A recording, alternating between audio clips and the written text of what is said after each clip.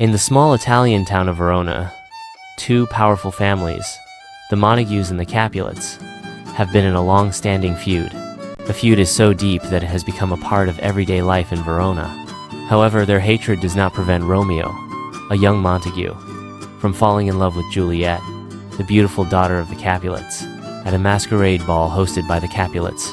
Romeo, who was invited to the ball as a guest, was captivated by Juliet's beauty and charm. When they first met, a strong bond developed between them, even though they knew that their love was unacceptable to their families.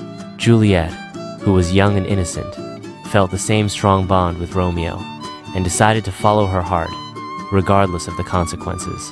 Romeo and Juliet were secretly married with the help of the priest Lorenzo, who believed that their love would reconcile the feuding families.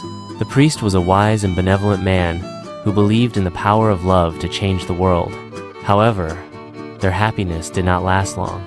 Romeo killed Juliet's cousin Tybalt in a duel, which led to his banishment from Verona. Tybalt, who was known for his pride and aggression, challenged Romeo to a duel.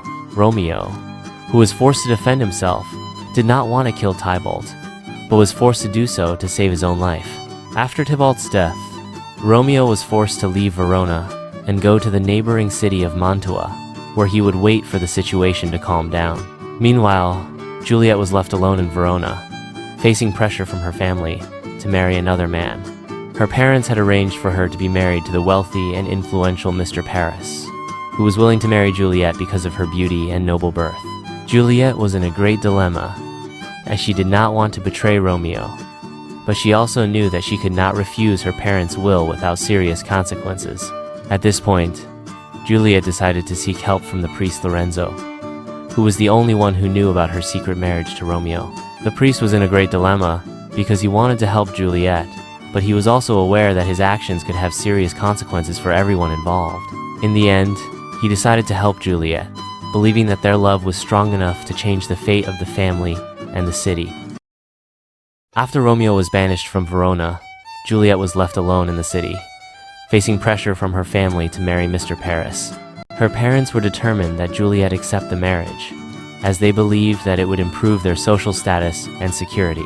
Juliet was in a great dilemma, as she did not want to betray Romeo, but she also knew that she could not refuse her parents' will without serious consequences.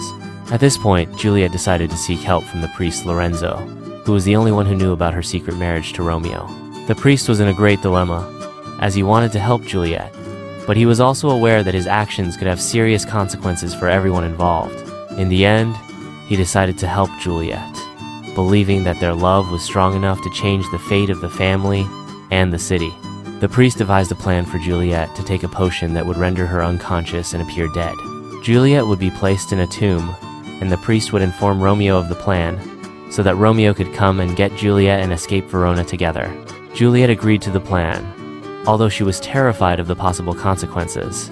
As the day of her wedding to Paris drew near, Juliet took the potion and fell into a deep sleep. Her parents were convinced that she was dead and arranged for her burial in the Capulet family tomb. However, the plan did not work as it should have. Romeo, who did not know about Juliet's plan, believed that she had really died. Romeo returned to Verona, heartbroken, and decided to visit Juliet in the tomb. There he found Paris, who had also come to pay his respects to Juliet, and killed him in a duel. Romeo then drank poison next to Juliet's body, believing that he would be with her in death. Juliet woke up to find Romeo dead next to her. Heartbroken, she decided to join him in death, and killed herself with a dagger. Only then did their families realize the tragic consequences of their hatred. The deaths of Romeo and Juliet reconciled the two feuding families, as they realized that their love was not a mistake, but a symbol of hope for a better future.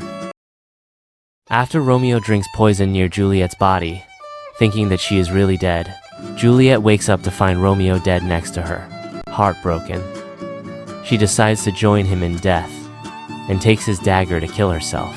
Only then do their families realize the tragic consequences of their hatred. The deaths of Romeo and Juliet reconcile the two feuding families, as they realize that the cause of the tragedy was an unreasonable hatred that imposed limits on true and pure love.